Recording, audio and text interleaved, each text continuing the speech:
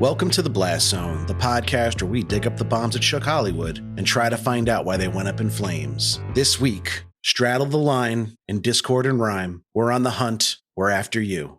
This is The Hunt.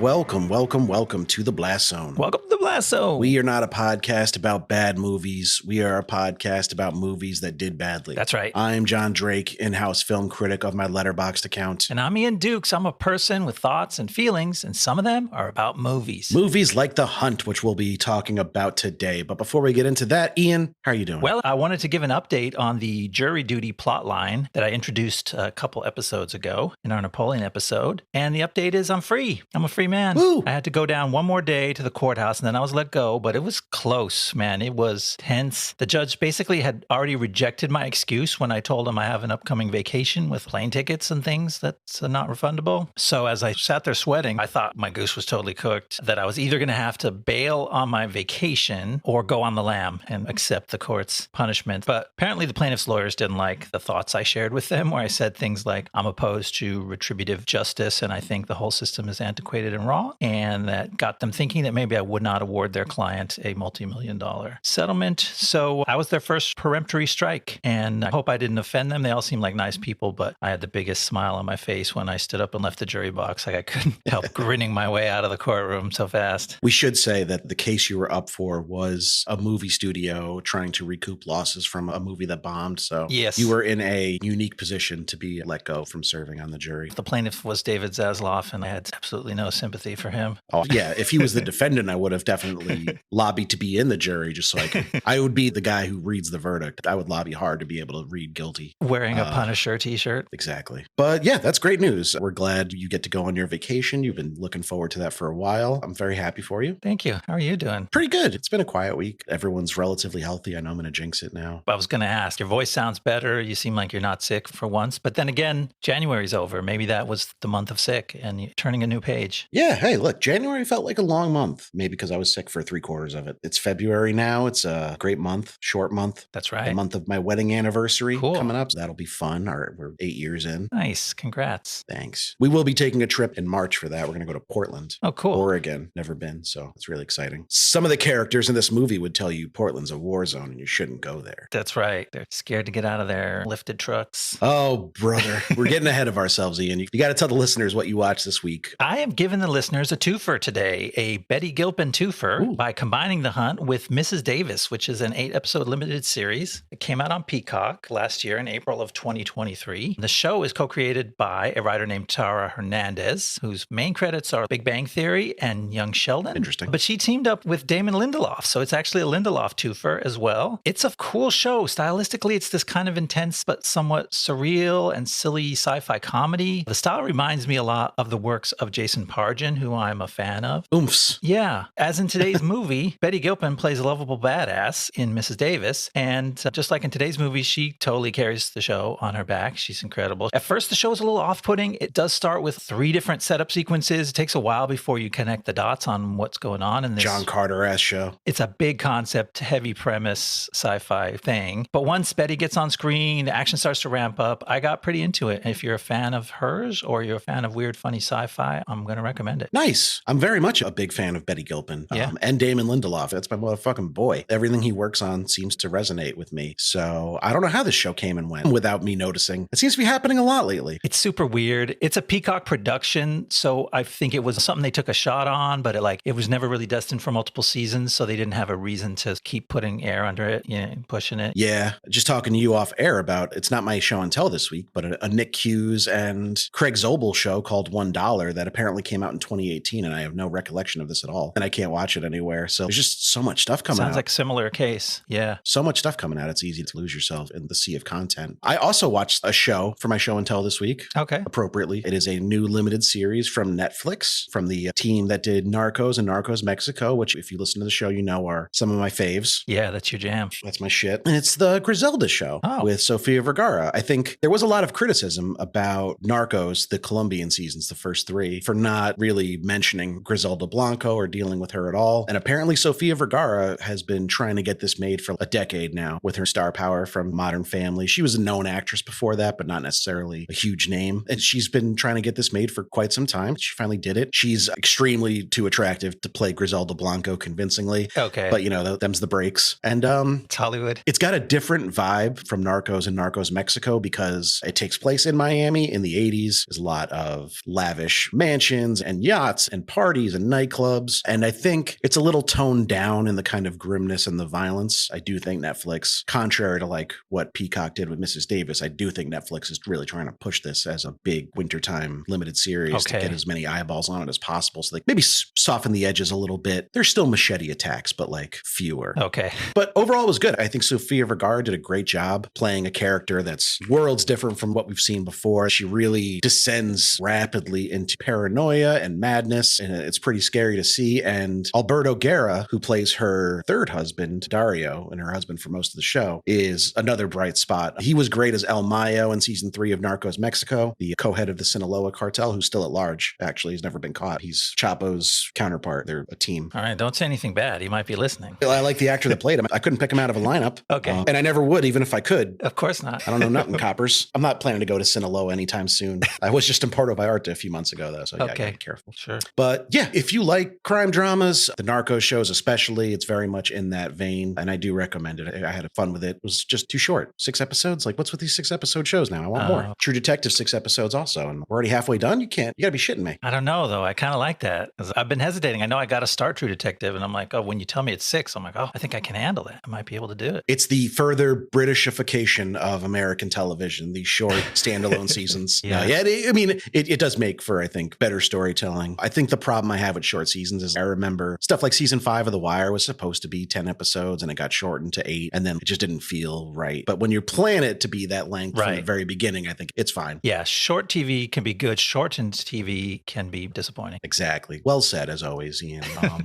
So let's talk about The Hunt. What do you remember about this movie? It came out relatively recently and it was big news, but maybe not for the content of the actual movie. Do you remember that controversy? I do. I didn't pay close attention. So I remember hearing the name and the controversy on both sides and not knowing too much about it at the time. I presumed that it was a dumber movie made by shallower people who were just trying to capitalize cheaply on the controversy of the moment, which is fair to assume. But then, as we'll get into, the movie's smarter and more interesting than I thought it would be. But I'm not sure if we'll totally be able to absolve it of the accusation of like, they made it because it's provocative. Right. And so maybe it's not like cheaply provocative, but in a sense, I think they thought it was like too tempting not to shed Hollywood movie blood over this topic that has a lot of people shedding tears online. I think seeing the initial like teaser trailer or hearing the synopsis, it's like, okay, another kind of battle royale, Hunger Games type movie with a political bent. I probably wouldn't have given it a second thought, but then you start looking at the talent involved in it. Damon Lindelof, king of the nerds, just a genre legend, written stuff like Watchmen and Lost and all this stuff that stood the test of time. And also stuff like Prometheus, which some people like. I do, yes, but not everyone. And then Craig Zobel, who his movie work has been maybe inconsistent or just there's not a lot of it, but he directed some of the best episodes of television ever made. Like some of those really pivotal Leftovers episodes that are just like mind-blowingly good. Okay. That was him. And all of Mare of Easttown. Of course, this movie came out before Mare of Easttown, so we didn't know that yet. We didn't know. But that was the first indication that maybe there's a little more at play here than first glance would have you believe. And Watchmen, the show, had come out and I had loved it. And I think I must not have known that Lindelof was associated with this movie because I made none of that connection when I was poo-pooing what I thought it might be. Because if I had gone, oh, it's a Lindelof thing, there's got to be something more to it. And there's at least a really exciting, fast-paced action horror comedy. We'll debate exactly what genre this movie's in, but it's pretty cool. If you just take it on surface level as a montage of cool kills, then it works damn well. But I don't think that's what the filmmakers were going for. I think they had some grander aspirations. They kind of do. It's fun to talk about. I was worried that talking about the politics of this movie would be sticky and awful, but they're kind of light. That's one of the criticisms. People who might actually get around to watching it go, oh, wait a minute. This movie is a little more both sidesy than I thought, and it's not very deep. It's kind of toothless. Yeah, exactly. It takes shots at both sides. It doesn't have a big moralistic ending. It has kind of a deflating ending. It feels like a South Park type of social commentary, which is just like, isn't everyone crazy? It's a little bit.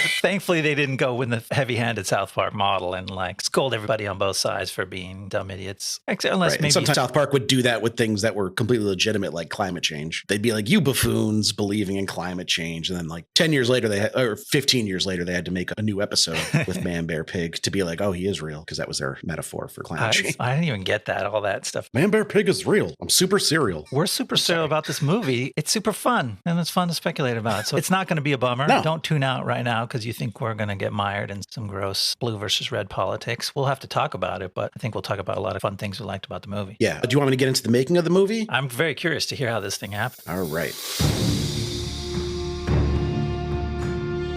The Hunt didn't start its life with the intention of being a firebrand for controversy. Or maybe it did, who the fuck knows. Originally announced in March 2018, the movie was written by Nick Cuse and Damon Lindelof, giving it a solid pedigree among genre fans before one frame was shot. Intended to be a satire of the extreme political divide in the United States that displays members of the quote-unquote liberal elite hunting conservatives for sport, rumors persisted that the movie was operating under the working title Red States versus Blue States, though Universal Pictures denies this was ever the title. The film, now called The Hunt, found its director with Craig Zobel, who had directed relatively unknown movies like Compliance and Z for Zachariah, but was a force in the prestige TV world. With a modest $14 million budget, Zobel cast dependable and well-liked actors who fell just short of the A-list, bringing on names like Betty Gilpin, Glenn Howerton, Ike Barinholtz, Amy Madigan, and Hilary Swank. Yeah, those actors you don't have to pay $1 million, baby. Filming took place in New Orleans from February 20th, 2019 to April 5th of the same year,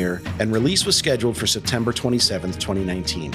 On August 6th of 2019, Universal held a test screening in Los Angeles, which rumors stated did not go well at all, with audience members expressing discomfort with the politics of the film. Universal pushed back against a variety of reports stating the same, but nonetheless delayed the film indefinitely on August 7th. The company line was this was done to be more sensitive in the wake of the Dayton and El Paso mass shootings, but by August 9th, the movie was front-page material, as Donald Trump had made a statement that, quote, "The movie coming out is made in order to inflame and cause chaos," without actually naming the hunt, but most were able to read between the lines. Except for Trump himself, who's unable to read. Other media personalities argued the movie had a right-wing bent and was anti-liberal. In February 2020, Universal added the film back to its release schedule following the success of the similarly controversial film Joker, and released a new trailer announcing the movie would be released on Friday the 13th, March 13th, 2020. Call me superstitious, but I got a bad feeling about the second week of March 2020. The film's marketing leaned into the controversy now, with the new poster featuring quotes from enraged viewers and featuring the tagline, "The most talked about movie of the year is one that no one's actually seen," which is also just bad copywriting. The movie didn't have a great opening, making just $5.3 million its opening weekend and getting mixed reviews, but the gambit from Universal may have ultimately worked if it wasn't for a little thing called COVID-19. Theaters closed nationwide, some never to reopen, extremely early in the film's run, and The Hunt was quickly put on streaming. The movie has gained momentum though as a cult classic, a misunderstood gem with a great central performance and tons of cool kills. Cool kills. Cool kills left and right.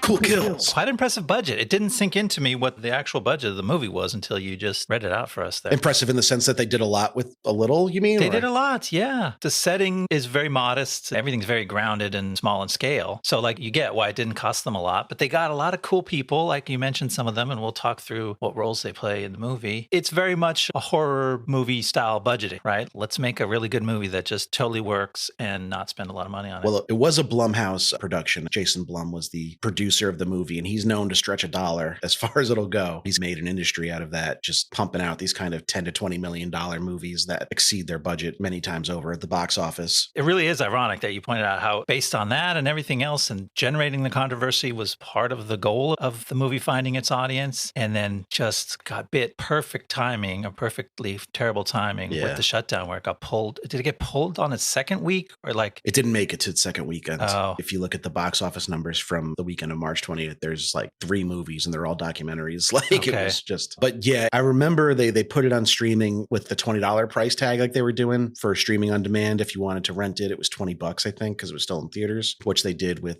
some other movies that went to streaming earlier than they would have otherwise, if not for the pandemic. Yeah. I don't know. They never released any figures as far as I could tell to know if the movie was a hit on streaming. We just know it wasn't a hit theatrically. But that budget's small enough that they could have actually made a lot of the cash back with those VOD rentals and stuff. And no one knows how they make money on streaming movies. I guess, they divvy up the monthly membership fees and spread them out over a million properties. Well, this wasn't a membership situation. This was like you had to rent it. But I think what you're describing was one of the big crux of the recent strikes in the industry was like, we don't get residuals anymore because stuff goes to streaming and then we never hear about how it's performing. It's a black box. No one knows where the money is circulating inside those systems. And some might argue that there is no money circulating because it's a flawed system that nobody ever really thought to check if it would scale. Yeah, that whole part of the industry may be a hidden .com bubble kind of scenario where they're like, let's get eyeballs and we'll figure out what the revenue model is later, which is probably why we see every month another announcement that your streaming site is raising its monthly price once again. Or it's adding ads inside its shows. Both at the same time, yeah. Which I think is even more of a problem for filmmakers and showrunners. Like you told me I was making a show that wouldn't have commercials, that would be viewed in this kind of theater-like atmosphere where there's no distractions, and now you're going to cut to a toilet paper commercial every 22 minutes and my drama. Yeah, I think there were some ads on this. I watched it on Peacock, and I pay for Peacock, and I still get ads. But speaking of like stretching the budget, there's a lot of cool practical effects in this movie, which I was really happy about. There's a good amount of gore. It's a bloody movie, but lots of good, solid squibs and little rubber spikes sticking out of people. They went for it. It feels old school in that sense. Yeah, it's simple. It's an unassuming film, like the ordinary blue-collar people who are being hunted. Oh, brother. All right, let's get talking about this plot so we can expand on some of this. All right, I'm going to dive into it.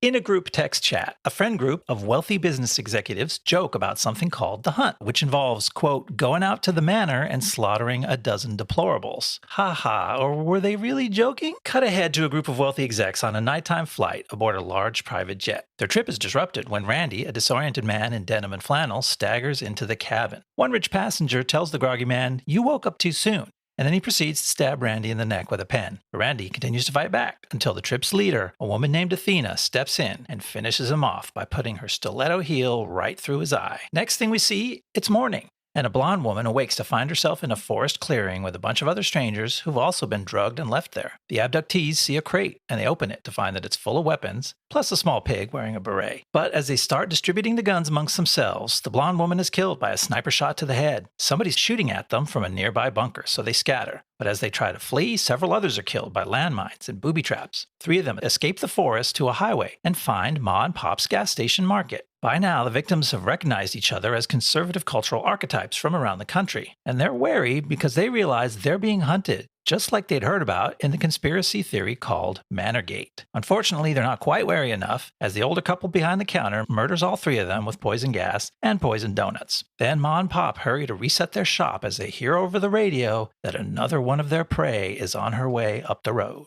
All right, so we got to start with our first fundamental disagreement here. You think this is a horror movie. Yeah. I feel like it's much more of an action movie. I'll tell you why I think it's a horror movie, although I'm not going to totally disagree with you. It's also an action movie. It has kind of a die-hardy kind of feeling to it, too. There's a tough hero thrown into a tough situation and has to fight back against a group of people with guns. But here's why I think it's horror-y. You make it sound like it's immodest. It's horror-y. It's horror-y. It's kind of horror-y. It's been horroring around town. First of all, just the mechanics of it. It's people fleeing from faceless, senseless killers. The first kills we see involve a guy being stabbed in the neck with a pen and squirting blood all over, then having his eye skewered with a stiletto heel, and she pulls the eyeball off the heel of her shoe. You wouldn't see that in a pure action movie, or maybe you would. Back in the day, they used to do some grisly things. If you've seen the more recent Rambo movies, they are gorier than any horror movie that's ever been made. That last Rambo was kind of horror action too. Actually, the one 2 Rambos ago, which I think was just called. Was that 2 ago? When he's in the jungle in Burma, I think. Full gonzo bloodlust movie. Yeah, but then he made a home invasion cartel one too. That was equally as bloody. I missed that one. But yeah, so there's definitely some horror style violence. There's horror style killings. There's the conceptual part that these are victims who are being punished somehow for moral transgressions, although that holds up kind of nowhere in the horror genre, whether it's teenagers who are being sexually promiscuous or conservatives who are being conservatively promiscuous. Would you like to play a game?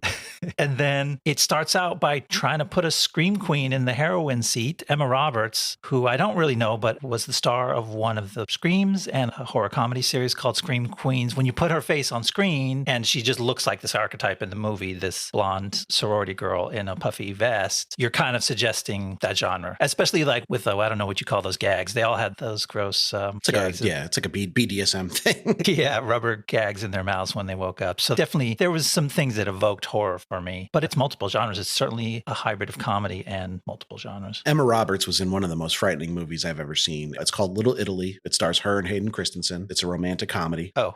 It's fucking horrible. No, but I take all your arguments there and I reject each one of them in kind. Okay. The reason being, it's my personal opinion, can't be a horror movie if it's never trying to scare you. And I don't think this movie ever is interested in scaring anybody.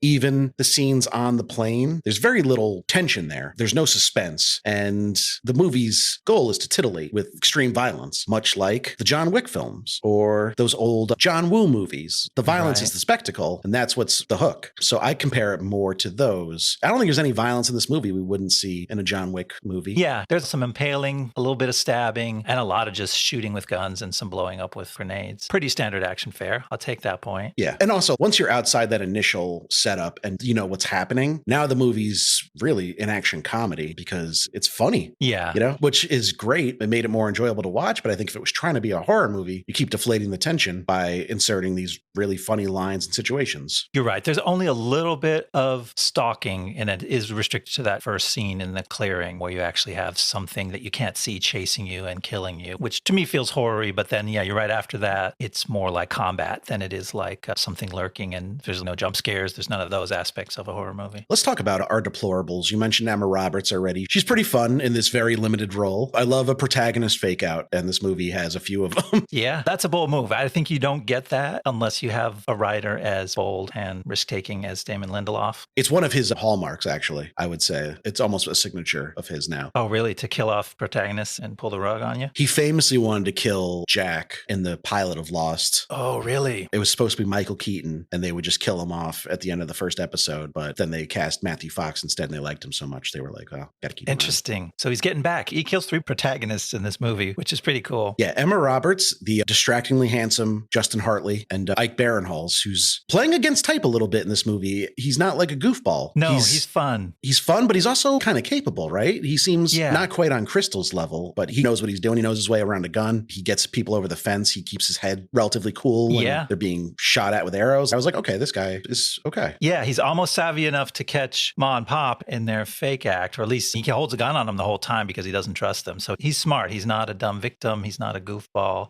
They get the drop on him. And he's from Shaolin, Staten Island, New York. So that's got to be worth something. And he owns 7 guns. It's his constitutional right. So Hartley's whole sequence when he seems like the protagonist is great. This girl falls into a pit. He just yanks her off these spikes, one through like her upper leg and one through her abdomen. And she's mysteriously okay. Running away after he pulls her off. They step on a landmine and she gets blown back into the pit. And now she's half just of her does. A torso on a spike. Yeah, her legs, you see her legs go flying, which I got to say was a cool kill. Cool kill. Cool kills. I mean, her whole sequence was a 3-part cool kill. She's impaled, she's blown up, and she's impaled again. And then that's when Staten Island finds her, right? And she calls him a snowflake and says, give me your gun, and kills herself. She just wants someone to shoot her and put her out of her misery, but he won't do it. And I see her point. I don't think she was going to make it out of there okay. No, she was right. She had seconds, if anything, left of what I can only imagine is excruciating pain. And then the 3 that get it at the gas station, one of them is your boy. My guy. Sturgill Simpson. Academy Awards nominee Sturgill Simpson. Academy Award watcher Sturgill Simpson. He's been known to watch the Oscars from time to time. And you will note that when we chatted about this, I tried to say something positive about him, which was his acting certainly got better between this and The Creator, where I had qualms about his acting. Ian's got qualms. That should be a new seg. We should have a sound bite for that.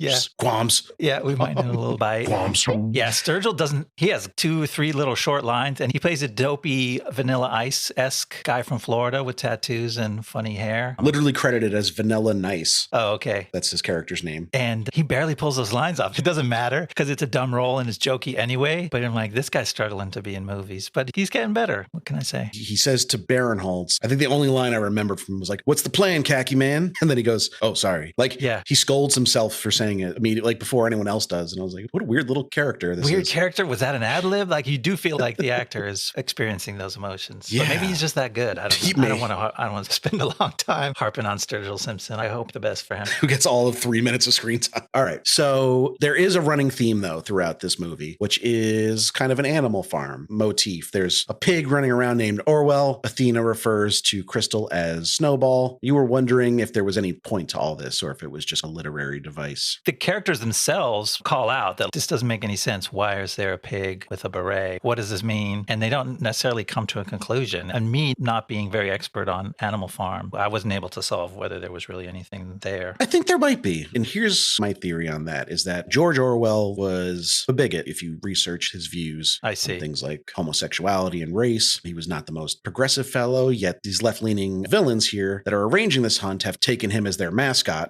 which shows that they're maybe being more performative liberals and are hypocritical. And this is driven home in the third act when Crystal and Athena, spoiler alert, have a conversation about why'd you call me Snowball? And Athena kind of condescendingly explains the plot of Animal Farm to her. Right. And Crystal goes, no, I know that. I've read the book, but that's not me. You should be Snowball. Right. So I think they're really trying to show that these liberals, these dirty liberals, these are like, they're just full of shit. I will agree with you on that. I think the biggest point that the whole Orwell thread makes is when you pop its bubble and they deflate it in the end. It's actually, that didn't mean anything except that the liberals thought they were smarter than they were. They tried to create a metaphor that didn't really work, or they got it backwards in a big way. That might sound like liberal bashing, but like characters on both sides of this movie are so exaggerated that it doesn't really feel like they're taking aim at any real people. Yeah. Which is how the movie avoids picking a side and maybe makes it a little toothless, but also makes it easier to digest. Yeah, and the movie's moving very fast. It's got a breathless kind of pace, which is great. Great for an action thriller. You never get bored. Things are always changing. And it's not until they get to Ma and Pop's gas station that characters actually have a conversation, and some of that liberal versus conservative tropey stuff comes out, and both sides get little pot shots taken at them in equal measure, pretty much. Yeah, I think the movie does try to do like a 1-for-1. We're not going to be too harsh on one side, right, and let the other off the hook. Very fine people on both sides. All right, was there anything from the first section we missed, or should I move on to the middle? Yeah, why don't you tell us what happens next? All right. When we first saw the abductee named Crystal, played by Betty Gilpin, aka Bay, she was making a compass out of a leaf in the safety pen. She apparently used her skills and her survival sense to avoid the massacre in the clearing. And now in the gas station, she sniffs out Ma and Pop's deception and kills them before they can kill her. Once back outside, she pulls the fake Arkansas license plate off a booby-trapped pickup truck to reveal a Croatian plate underneath. Then she teams up with another so-called deplorable named Gary. Crystal and Gary hop onto a moving train and discover there's a family of Arabic-speaking refugees sharing the boxcar with them. Gary accuses the refugees of being crisis actors, and when the train is stopped by the Croatian army, one refugee reveals that yes, he was acting. He's really one of the hunters, but he tells Gary and Crystal that the army is real and this wasn't supposed to happen. Gary kills the hunter with a grenade and flees, but Crystal is taken by the army to a refugee camp where she meets another deplorable named Don. Shortly after, a U.S. diplomatic envoy named Oliver arrives and retrieves Crystal and Don from the camp. But as they drive back down a country road, Crystal kicks Oliver out the driver's side door and backs the car over his head, crushing his skull. Don is freaking out, but when they open the trunk, they find Gary's murdered body and a map of the hunter's positions. Crystal was dead right to suspect Oliver, and she's still hungry for revenge on the rest of her tormentors. To illustrate her state of mind, she tells Don a story that her mother used to tell her: the jackrabbit and the box turtle. It's just like the tortoise and the hare, except that after losing, the jackrabbit goes to the box turtle's house, murders the turtle's entire family with a hammer, and eats his dinner. So I think I might have missed a key part here, which is that, is Oliver actually a U.S. diplomatic envoy? Because in the third act, when they're going back to the planning of the hunt, he says, I got reassigned to Croatia. Oh. You all have it easy. Because I was like,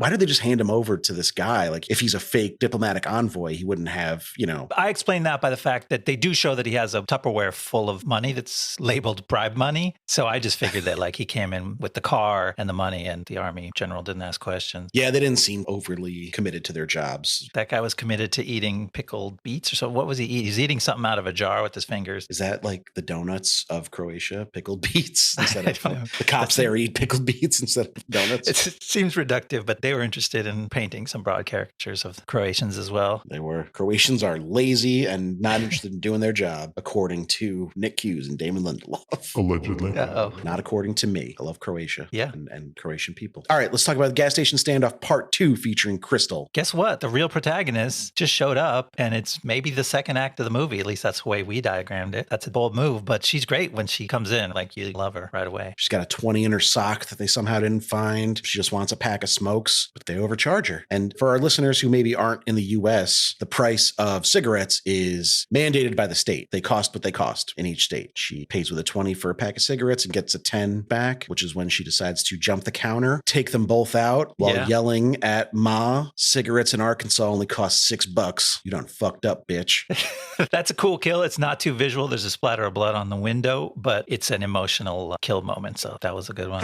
Cool kills. Yeah, some catharsis there for Crystal, maybe. Yeah. But we're also learning now, like, we saw her doing the little thing in the river in the first act. So we were like, something's up with this lady. And now we're like, she's no civilian. She's very capable. If this was a horror movie, she's not your average final girl. She's much more of a John McClane, unlikely hero who has to step up and show that they're actually really brave and capable. She's somewhere in between McClane and John Wick because McClane always seemed a little overmatched, but he somehow came out on top. Right. Whereas she is, to put it in Walter White's words, she is the danger. You're right. She's not quite Wick where she has that pedigree, but somehow she has all the skills and competence that she needs to overmatch everybody in the movie. And her box turtle monologue, just fantastic stuff. So good. So let me admit something. I wasn't really aware of Betty Gilpin until I got into this movie, which is why I ended up watching Mrs. Davis, because I'm like, I got to get more Betty immediately after I saw this. She is fantastic. She's almost too good for this movie, but she definitely elevates the movie to a level that it would not get to without her in that starring role. She has a few monologues and scenes where she gets to go off, and the box turtle story is absolutely one of them. It'll floor you. Like, you can't take your eyes off her. It's amazing. Yeah, I think I first noticed her on Nurse Jackie way back in the early 10s, but when I really became like a stan was Glow. So I would say if you want more Betty, you got to go back and watch Glow on Netflix. I might have to. It's a great show overall. A lot of fun. Even if you don't like wrestling, I think you'll get something out of it. Okay. Allison Brie, Mark Maron. There's a lot of good performances in there, but Betty Gilpin is the star. She runs away with the show. Yeah, see, I didn't know that. She is a star. It's kind of a two-hander between her and Allison Brie, like they're the co-leads, but like Gilpin's just a powerhouse in that show. Seeing this, it made me wonder, obviously that's a quite credible and successful run of things that she's been in. So it's not like she's undiscovered, but when I saw her in this movie, I'm like, why is she not the star of 5 to 10 other big movies that I should have known about? Like, she's really got some power on the screen. She's had bad luck in movies. We'll talk about it a little. Okay. Also wanted to mention, when she does finally get the cigarettes, the box is empty. She doesn't get a smoke. And then she asks the Croatian guy for a cigarette. He says, no, like, she just wants a smoke, man. Maybe that's why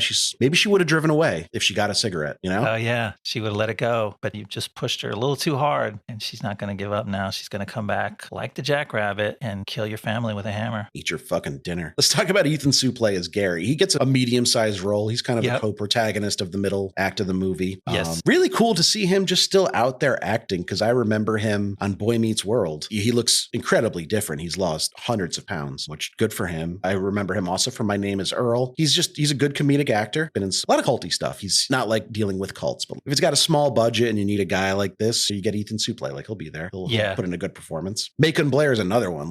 I love the actors they chose for these roles. They're just pitch perfect, and just like a lineup of my guys. Like, Macon Blair is one of my guys. Oh, I see. I didn't know that. The same way Sturgill Simpson is one of yours. Yeah. No, that's not fair. I want to pick new guys. Like, when I saw Blue Ruin for the first time, I bought Macon Blair stock. Okay. Like, I was like, all right, I'm investing in this guy. He's going to be a star. And maybe it hasn't worked out to that degree, but he's still awesome. And every time he pops up in something, I'm glad. I do like him. That's, the Oliver segment, from him rescuing them to her offing him and telling the jackrabbit story, was like my favorite little sequence in the movie. And I'm not sure if it's because it's the best or it's because I saw that sequence a month ago before I watched the movie, when I turned on cable. I turned on cable TV late one night. I was in a hotel room over the holidays, and so I didn't have much choice. I'm like, oh, this is that movie, The Hunt. It was late and I only stayed up for 7 minutes, but I happened to watch that sequence, which made me think, oh, I need to watch The Hunt. And then when you're like, we should do The Hunt, I'm like, yeah, I'm on board. So it was like a little extra familiar. I got one more pass at it. But to me, that sums up everything that the movie is good at. at being a twisty thriller, great turns, great character actors, great performances, and just compelling stuff. You got Don in the back. We haven't talked about Don much Yeah. yet. He's a fun character. We see him in the clearing. So he's been there since the beginning. But when the Croatian cops or whatever they are like, are you being hunted like Don? And she's like, who the fuck is Don? And Yeah. Don walks out and she's like, yeah, I'm being hunted like Don. That's after the train sequence. What'd you think of the train sequence with one of our liberal elites pretending to be a refugee? I was admittedly a little bit confused because it's a lot of moving parts since that's the most complex sequence. We just met Gary. We're not even totally sure that he's cool. And then there's like, oh no, there's refugees. And then all of a sudden the train is stopped and like, what's real? Are the Croatians real? Are we really in Croatia? Is that fake? Are the refugees fake? Oh yeah, the refugees aren't fake, but the one guy is fake. It's a lot to take into your head. And like it all works. Once you sort it out, it's smart and it moves the plot forward in an interesting way. But that's where I felt weakest on the movie because I was like, I was just a little disoriented for a minute. But it's got good things. Ethan Suplee, like you said, is very funny with all his crisis actor shit. It's over the top, but like you buy it the way he sells it. And then the guy... It's not that far from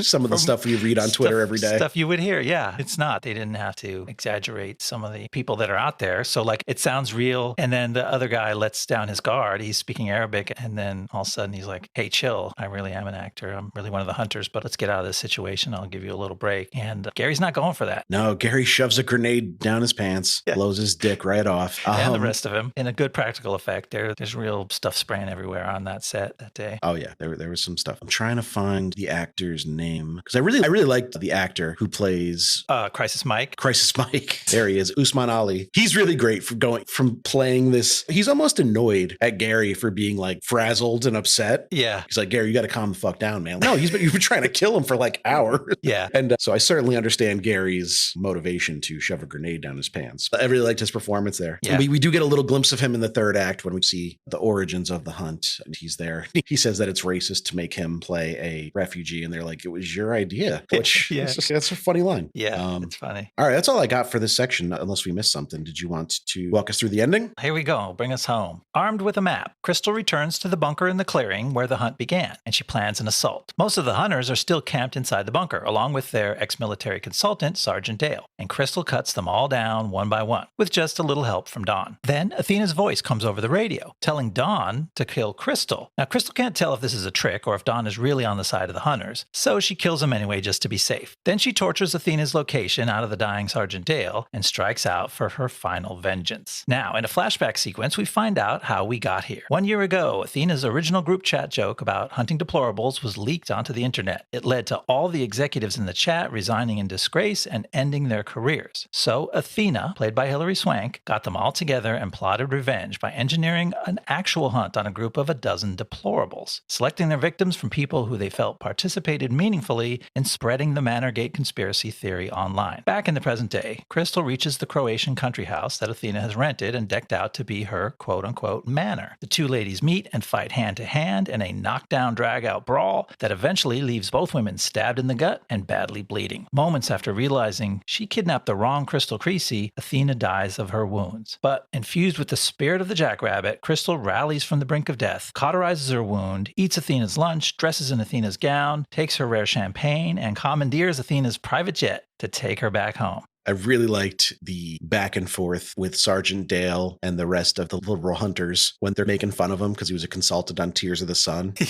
which I always thought was a really stupid name for a movie. But I think that might be a Stay Tuned as well. I think Tears of the Sun was a bomb. I remember Tears of the Sun coming out very vividly. He like wins him back over and it was like Bruce Willis was in it. Oh, they were like, oh, okay. Oh, love Bruce. Yeah, but they're like, why is the sun crying? It's a funny inside Hollywood type of joke about movie consultants. Yeah, $100 million budget, $86 million box office. It's a big bomb. Okay, we shall cry the sun's tears right on this show in the future. Not next week, but sometime. Eventually. Sometime. Yeah, I just wanted to call that out. So everything in the bunker, I think, is really fun. We get to see the hunters amongst themselves, and they're very hateable. We had some time with the conservative victims, and they displayed all their foibles, and then the hunters do the same thing on the liberal side, tone police each other, do all that kind of shit that you would expect them to do. And then they die at the incredible competence of Crystal, who has no problem killing everybody in that room. Hey, Don helps. helps. He holds a pig. He holds the pig while she cuts Richard's throat. The Glenn Howerton character, yeah. Glenn Howerton character, the kimono-wearing asshole. It's appropriation. And then he threw the pig down into the trench to distract them while Crystal moved in to do the actual killing. It's a good, satisfying set of cool kills. It's a fun way to wrap up the majority of the characters of the film before you stage the final one-on-one. It's also our first glimpse into just how capable of a combatant Crystal is, because she's going against somebody who has some military training in Sergeant Dale. That's true. He's a very large man, and so she...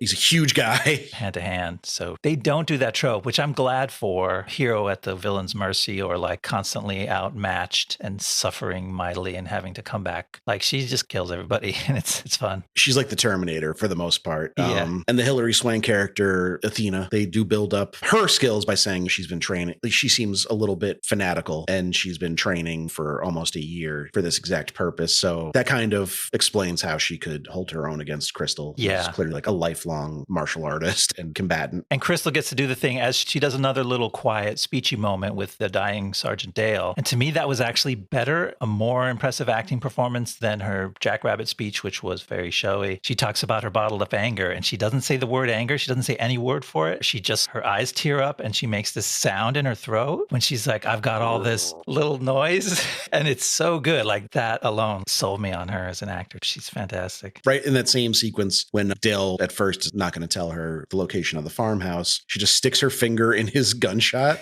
and he's obviously screaming, but she just keeps going like, sorry.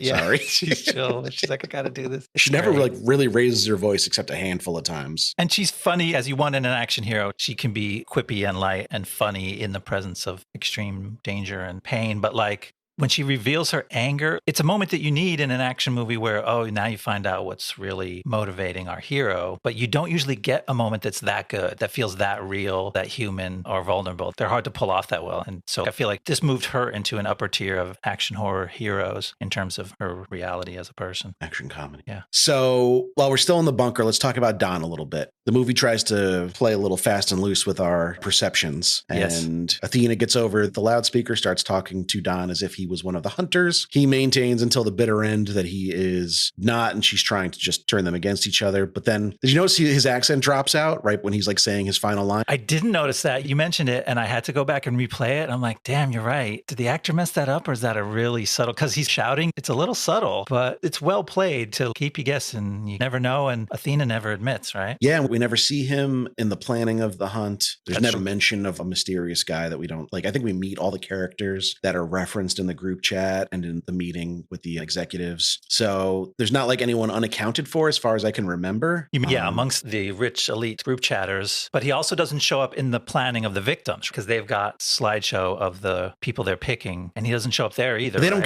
get through them all. They don't get through them all either, though. No, but there's one scene where at the end where Crystal comes into the house and there's 8x10s on the wall of all the victims, but like he's not there. You can't see because there's 2 in the bottom row and the camera doesn't tilt down to show the bottom row when she gets close enough where you could have seen. It's very carefully crafted. It's very damn sharp. You, Zobel and Lindelof. You love to keep me guessing. Yep. I just rewatched Mayor of Easttown. Fucking Zobel. Yeah. The bitter end. I'm going with Don is actually a plant. I think he's an imposter, but it's a kind of a clever little frustrating play on the idea. But now Don had to go because we had to get the one-on-one. Yeah. Yep. That's really what the movie was building towards. Yeah. And I like that Athena's not cowering in fear when Crystal tells her she's coming to get her. She's like, yeah, let's do this. So even if Don was on her side, he was expendable the whole time because what she really wanted was a showdown with Crystal. She would have been disappointed if Don had just shot Crystal and that was over. Yeah, that would have been a bummer. I would have been furious if Don ended up being the secret protagonist. They did it again. At the end of the movie. Actually, it's me, Don. Don, who is played by Robert Duvall's second cousin. Oh, I saw that. That's crazy. His name is something Duvall. It's Wayne Duvall. Wayne's good. He doesn't have the track record of Robert, but he's good as a character actor. He's got more credits than Robert, I think, but maybe not of the same caliber. He's definitely that guy. He's been in so much stuff. His IMDb, I was trying to find highlights from it, and I was like, no, there's just too many things. And they're all like Man with Hat or like Phil. No last name. He's that kind of guy. Speaking of guys with interesting credits, there's one guy with a small role who's been in a bunch of Scorsese movies, including The Aviator, The Departed, Wolf of Wall Street, Irishman, Killers of the Flower Moon. Do you know who that might be? Are you talking about Mr. J.C. McKenzie? I am. He's good. Yeah. He plays corporate indifference tense very well, I guess So is the good. best way I could put it. Yeah, so now we're talking about the origin story flashback when just before the final showdown, we learn how this whole thing unfolded. And it starts with Athena getting talked to by, whoever this Paul guy is, and Nicole, some of her vice presidents of her company that she's CEO of. Yeah, he's got to be like chairman of the board or something, like to outrank the CEO. That's a good point. But yeah, he plays that pitch perfect. It's such a good corporate world switch. And we haven't seen that much of it. The rest of the stuff between the corporate types was all cheesy chit chat. And he makes this corporate scene really real where you're like, no, I can believe it. These people had to all resign. And it's kind of a big stretch. The premise of the movie is they're resigning based on this group chat leaking, but he sells it. And it's a compelling scene. Also, that office is nuts. I heard, and I'm not sure if this is true, that is Jason Blum's actual office. What? I don't know if it's correct. That's That man's unsourced. raking it in. That's a huge fucking office. It's Those a ceilings huge like 30 feet high. It's a beautiful glass paneled office somewhere in the middle of Century City or something. Sheesh. Good for Jason Blum. That's why he keeps the budgets low. He's like, I pay for the... It's all the money. You know how expensive it is to heat this office with all its glass and high ceilings? It's got to be thousands of dollars a month. So the origin story is pretty cool. I like the play that the hunt wasn't real until the conspiracy theorists willed it into existence. Yeah. That feels like the first time where we get a feeling that like the conservative characters, not that they had it coming, but like they had some hand in this whole situation. And the two of them argue about whether that makes any sense, which it kind of doesn't. Like it makes the premise feel plausible enough that you could see a bunch of rich, powerful, privileged people losing their jobs because of an optics controversy, as Paul puts it, and being really mad. Now, only in the movies do they become a homicidal pack of human hunters, but like the feelings behind it and the mechanics behind it feel pretty real. Yeah, there's nothing Athena does in this movie, including flying to Croatia to kill a bunch of people, that I couldn't imagine like John McAfee doing. It's not that far-fetched. Yeah. There's some crazy fucking people out there. But the whole plotting scene. So the movie has played coy up to this point with who we're dealing with. That's who is right. Athena. Now, I did want to say, I clocked it. Oh. First time I watched it, I was like, it's fucking Hilary Swank. Really? Because a movie I love deeply, Logan Lucky, does a similar thing where at the final scene, she's talking to Adam Driver's character and you only see the back of her head. And then it's like a big reveal that she's the one. So I learned to zero in on that voice. And she's got a very distinctive voice. That's funny. That movie was like practice for identifying Hilary from the back when they don't want to show her on screen. It added some fun to the movie for me. I did not clock her, and I suppose if I would have read about the movie in advance, I would have seen that she was in the cast and put it together. But I fortunately didn't know anything about the movie going in. And it's not a reveal where you're like, oh my God, Hilary Swank, that changes everything. It changes nothing, but it somehow imparts her character with extra gravity that you didn't even get to see her face until now. And now we have to confront her. And she's a strong actor and a strong presence. And for me, if Betty Gilpin hadn't already taken the film by the balls, it would have been like, oh, wow, exciting. Somebody with a lot of weightiness has entered the room. Now it's like, oh, thank goodness that they have somebody with the kind of gravitas of Hilary Swank, because we need someone powerful to stand up against Betty Gilpin's Crystal. Right. With a lesser actress or even just a less, like Hilary Swank's physically fit. You just need somebody who's believable. You could tell she doesn't just do like cardio. Yeah, they both have just the right physicality for it. It's really good. They must have been so stoked when they cast both of them in those roles. They're like, yes, we got perfect. Got exactly who we needed. And then there's the big fight scene while we're talking about it. It's a long one, but it's entertaining. There's little moments in it that I just adore. Like when Betty tries to swing from that second floor landing. Yes. She starts to swing from a rope and it just immediately snaps. And she absolutely eats shit landing on like her back on like the corner of a coffee table. Some kind of decorative rope thing that's not for pulling on. There's a lot of that. It's a long drawn out fight, which sometimes I go, oh no, I've got to get through a long drawn out fight. But I felt it was grounded. You felt like they were getting hurt, not in an over the top way, but in a kind of realistic way. I don't know. I appreciated that it worked. And there were plenty of funny and fun and creative and clever moments that kept me going. It's like over 5 minutes of just the two ladies punching each other around a house. I did love when Crystal has Athena by the hair and is about to throw her through the back door. And she goes, no more glass.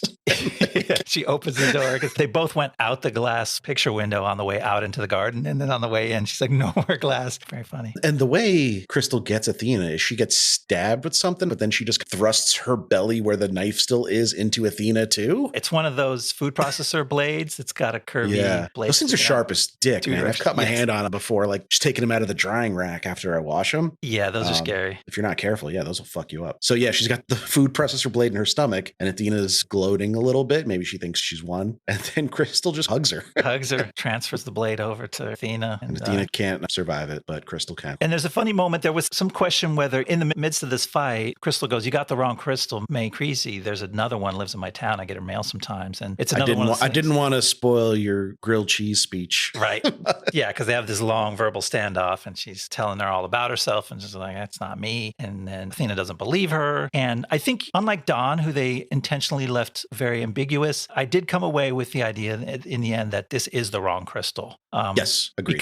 Because in this case, Athena admits it. She asks her with her dying breath, "Tell me one last thing. Are you really whatever the screen name was?" And she's like, "No, ma'am, I'm not." And she goes, "Whoops," and she dies. So it's like she accepted that she got the wrong girl. Yeah, I didn't even really consider it as a possibility until you brought it up briefly in one of our early discussions about the movie. You said a line like, "If you buy into the fact that it's the wrong Crystal." So I was like, that wasn't even an angle I'd considered up to this point. Well, Athena does doubt her and says bullshit, but there's no actual reasons. And Crystal is plenty confident defending herself that she's not the one that they thought she was. Yeah, and you'd put a note in here asking if you can pull any meaning out of the realization that the head conservative wasn't as narrow-minded as we thought. But I'm not really sure Crystal even is a conservative. We don't really get any insight into her political beliefs because what we know about her is that she has traits that I think people might associate more with conservatives than with more left-leaning people. Like she has experience hunting, she's been around firearms, she served in the military, but she never says anything about politics explicitly. And whatever her views are, it seems like she keeps them to herself, which I think is maybe what the movie is trying to say. Wasn't everyone just calm the fuck down, yelling at each other on the internet and keep politics to yourself? Which isn't a stance I can fully endorse because like politics affects everybody and you need to take a stand at sometimes. But maybe that's what the movie is saying. Keep it to yourself until they fuck with you and then kill everyone on both sides. I don't know. Very fine people. I don't know that Damon Lindelof wanted us to fully deconstruct and go, symbolically, the apolitical person kills the liberals and she kills one of the, and try to do the math and figure out who's the winner and what it really means. To me, I see the movie as more of a scream of frustration and go, man, all this shit is so fucked up. It's almost like a horror movie. The threat of physical violence is in the air. People are at each other's throats. And it makes me think of a violent action movie. So let's just show it as that, because making that movie is some kind of catharsis in itself for dealing with the world in the state it's in today. I like that reading. That's a good way to look at it. And feels truer to who I know. Not that I know Damon Lindelof personally, but what I know of, like, he's never been afraid to pick a side. Watchmen got a lot of flack from more conservative media for featuring minority characters and female characters and gender swapping and race swapping. There was a lot of backlash to that, and he did not shrink in the light of that criticism. He stood behind the product. So I don't think he's afraid to take a stand politically, but I certainly can empathize with him just feeling overwhelmed and frustrated by the current climate of America and just wanting to let it out somehow. Yeah, so that would be my advice to people who want to come into this movie and might feel like, oh, am I going to get irritated by the politics? If you watch it as a action movie, a violent thriller, horror-esque movie that's just going to give you some kind of release about your feelings on it and don't try to do the math on the politics, you're much more likely to enjoy it, which I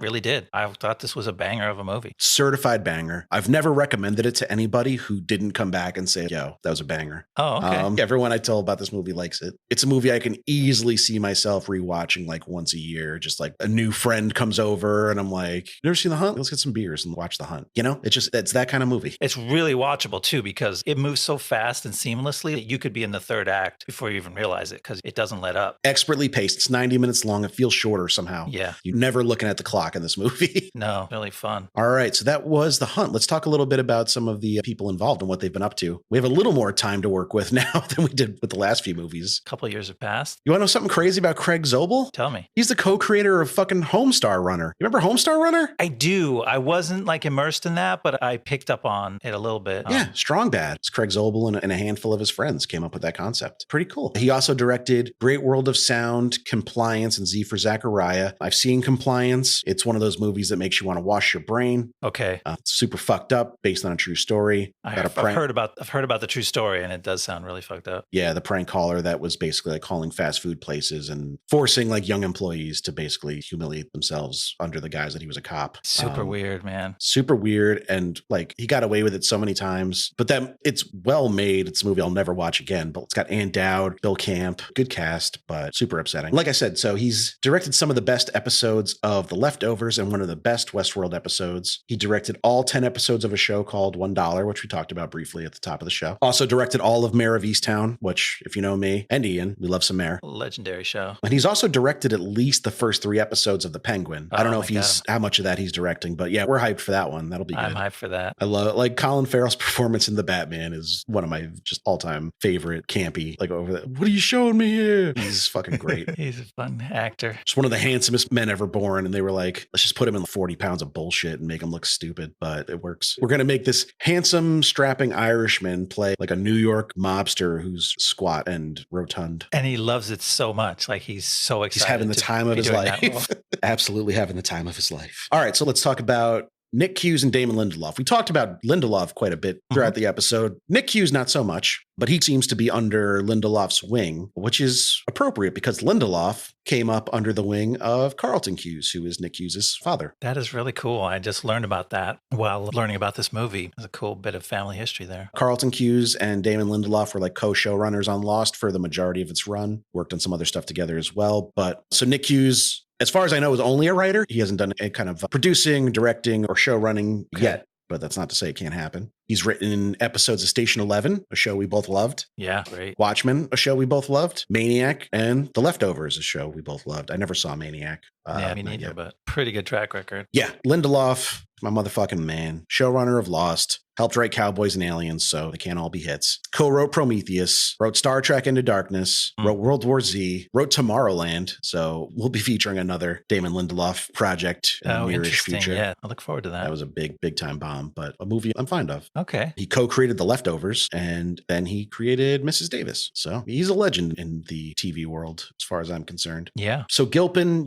hasn't had much luck in movies up to this point. She's been in stuff like Stuber, which is okay. I don't hate Stuber, but it's not cinema. You remember Stuber, right? The Kumail Nanjiani and Dave Bautista. He's an Uber driver and Dave Bautista's a cop. He needs to get around the city. Oh my gosh. I had totally forgotten. That was like, weird gimmick movie. And I think I saw part of it. That's so crazy. It had totally vacated my mind. But now I remember that. It's not terrible. She was in the reboot of the remake of The Grudge, which sucks a fat dick. She was in a movie called Coffee and Kareem. Okay. She had a nothing role in the Tomorrow War playing Chris Pratt's wife. Oh, okay. She deserves better, both in men and roles. But she's had much better luck on TV. She starred in Nurse Jackie, Masters of Sex, Glow, Gaslit, Mrs. Davis, a voice role in Skull Island, and the lead role in Three Women. And she will star in upcoming miniseries American Primeval alongside who, Ian? It says right here, our boy, Taylor Kitsch. The patron saint of Blast Zone. The first, the last, the only. Taylor Kitsch. Founding father. John Carter of Mars himself. Yeah, I'm obviously going to watch that. Betty Gilpin and Taylor Kitsch. Yeah. Like, come on. It's like they made it for me. I hope it's good. I hope so too. I'd be so mad if it's bad. Like you get those people together and it sucks. That would be miserable. Oh, wait, you know who else is in that? Shea Wiggum. What the fuck? Of course he's out of control. Of course he is. Yeah, it's going to be great. He could have been one of the conservatives in this movie. Yeah. He could have been like Don. He could have been the Don character. Shea Wiggum could have been on either side and totally convinced us he was that person. That's how good he is. It's true because he plays like he's always playing. I think you brought it up when we were talking about him a few weeks ago. He can either play like a real like down on his luck alcoholic uncle, or he can play like a spook for the CIA. You know, you can buy him in any of those roles. He has incredible range. Love Shea Wiggum. Oof, my loins are burning for this show. Didn't mean to stir you up there. Ooh, what am I supposed to read? I can't even remember. Hilary Swank, she hasn't been in a ton of high profile movies lately. She obviously had a very storied movie career earlier with stuff like Boys Don't Cry and $1 Million Baby. She's won Oscars. But lately she's been in stuff like Tal, The Good Mother, and Ordinary Angels. Never heard of any of that. So whatevs. But she's also starred in stuff on TV like Trust, Away, Alaska Daily. Also stuff I've never heard of. That's too bad. She's really a fine actress. Still obviously capable of all kinds of stuff. This was like a juicy role. It's a shame. This dang movie with a $14 million budget should have probably taken in $65 million and made a bunch of people happy at the studio. But bad timing. Yeah, and she's very great at coming into a movie in the third act. She does it in Logan Lucky too, and changes the game. So if you liked her performance in this movie, if you decide to watch it based on the show, I'd also recommend checking out Logan Lucky. Similar character, very intense, very focused, but less insane. A stabby. Those are the only two people I really wanted to discuss. So that's that. Should we let the folks know what we're covering next week? Yeah, maybe let me know. Do I know? I told you, but it was a couple weeks ago. You might have forgotten. I forgot. And after this, we got to go back to the 80s or 90s because we're doing too much stuff in the recent past. But I feel like we've waited long enough. We can't avoid it anymore. It's time to do Dear Evan Hansen. You did tell me. And you just tried to black it out. You just went right through my brain and out the other side. Going to be really interesting. I've heard little things about it, know people who are into musical theater, and I'm not really one of them, but I'm going to find out if I can be. We've already established I am the mayor of Footloose, but for singing. So you know where I stand on this. Ben Platt does have a good singing voice, so at least there's that. I remember him from Pitch Perfect. He's a fine singer, so at least hopefully the songs will be good. Let's hope for the best. Going in not knowing what to expect. Open-minded, hopefully. All right. Thank you guys so much for listening. All the things, rate, review, subscribe. Any of those things, please. All those words. Follow us on Twitter at BlastZonePod. Email us, blastzonepod@gmail.com. That's good for any movie recommendations, podcast feedback, suggestions. You just want to chat about movies. We appreciate getting emails and DMs, so don't hesitate. We'd love to hear from you. And we'll see you next time in the Blast Zone. See you next time in the Blast Zone. The Blast Zone.